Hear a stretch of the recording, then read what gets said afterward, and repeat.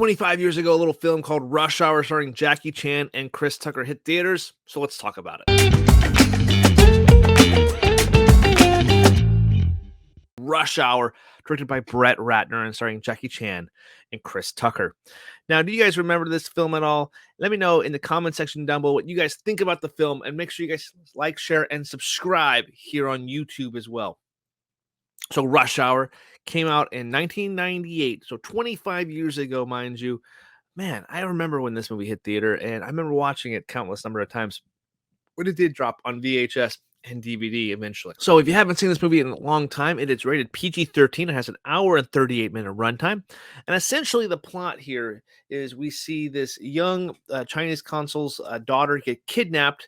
So the consul has to kind of reach out to an old friend in China, Detective Lee, to come over here and help out another detective from the LAPD, played by Agent Carter, and kind of trying to help find their daughter, essentially.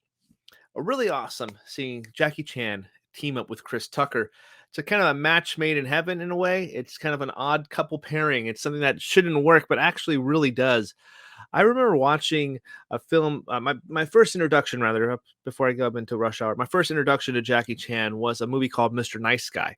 Now, I really liked that movie a lot. I got that for Christmas one year, and that was for my parents. And I remember watching, I was like, this is my first introduction from Jackie Chan, and I really enjoyed that kind of action movie. I was really enthralled by how he was able to take different pieces of scenery and props around the sets of wherever he's fighting and be able to use that to his benefit.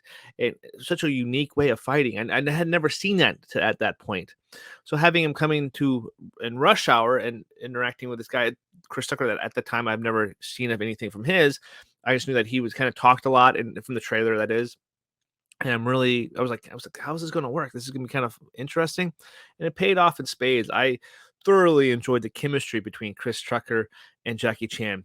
Even after this rewatch, I think it works really well. There is definitely some lightning in the bottle vibes. I think that's probably perfect casting between the two actors. You get a really kind of quiet performance in Jackie Chan, but with the subtle humors that he throws in there as well. But you get the loudmouth kind of obnoxious type of character in Chris Tucker, which he's kind of known to play that character from Friday, even the Dead Presidents, which is another early 90s film movie that I have seen recently.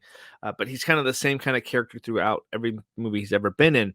So seeing him teamed up with Jackie Chan, it actually works really well.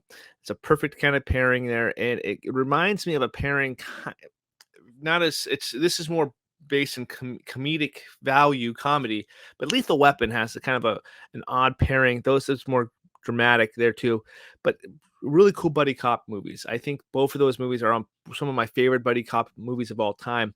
And Rush Hour has a really interesting way. There's some really cool fight sequences here. I really like the Chinese restaurant. There's a scene upstairs in the Chinese restaurant where you see the big reveal of who the bad guy is. The big bad in the movie is, and I'm not going to spoil that here in this review, even though it's 25 years old.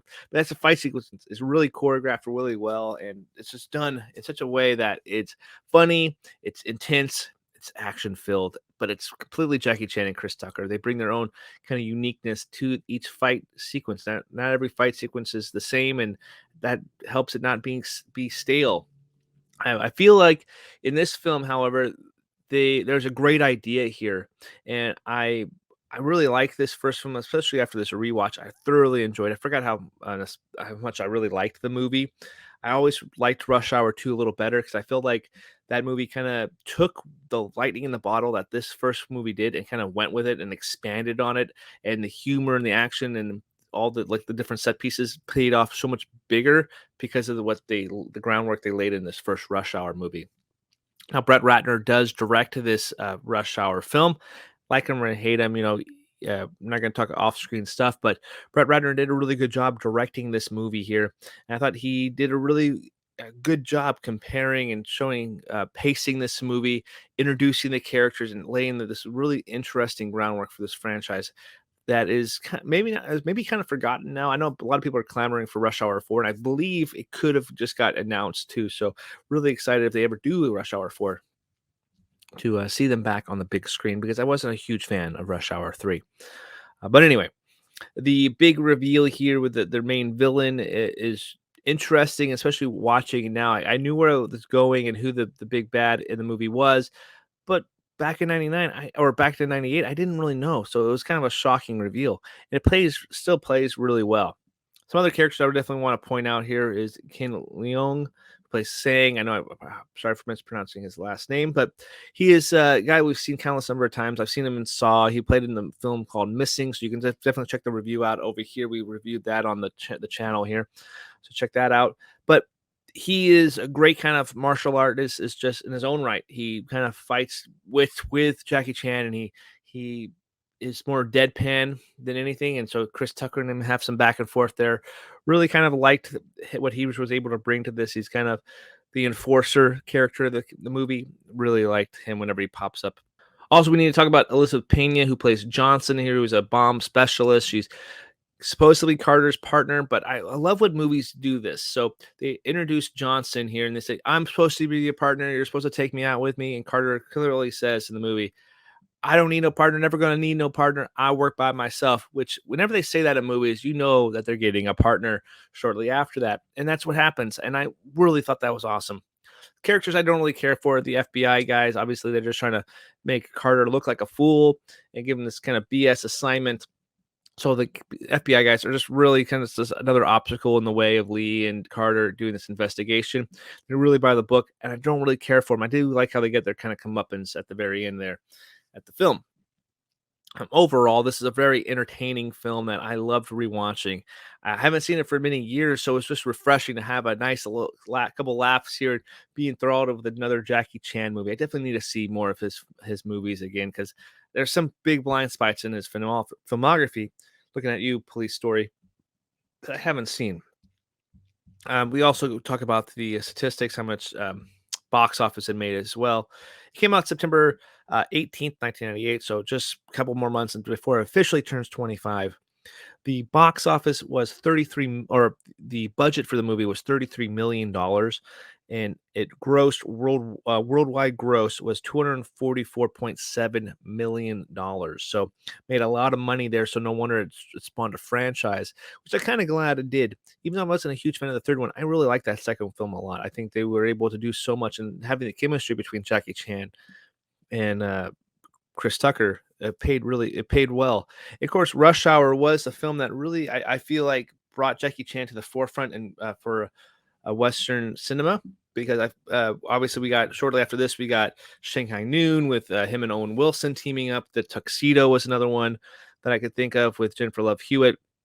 Obviously, he became very big over here in the States with a lot of his action movies, but he was a huge star overseas as well. So I really like seeing these films, and I definitely need to see more Jackie Chan movies.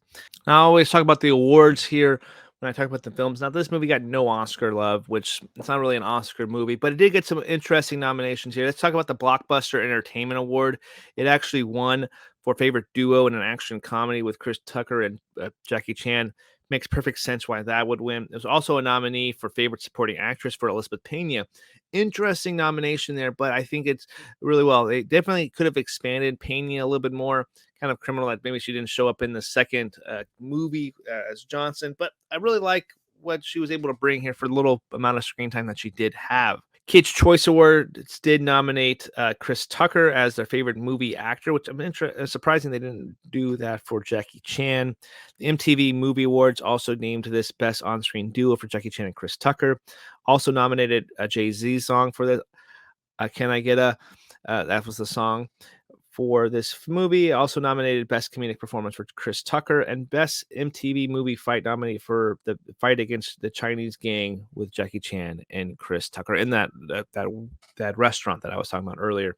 So a lot of cool nominations there for Rush Hour. But what did you guys think about Rush Hour? Let me know in the comments section down below if you liked it, loved it, or just didn't really care for it too much. Let me know down there in the comments. Make sure you guys like, share, and subscribe for more movie-related content. My name is Adam of Almost Sideways. Till next time, I will see you later.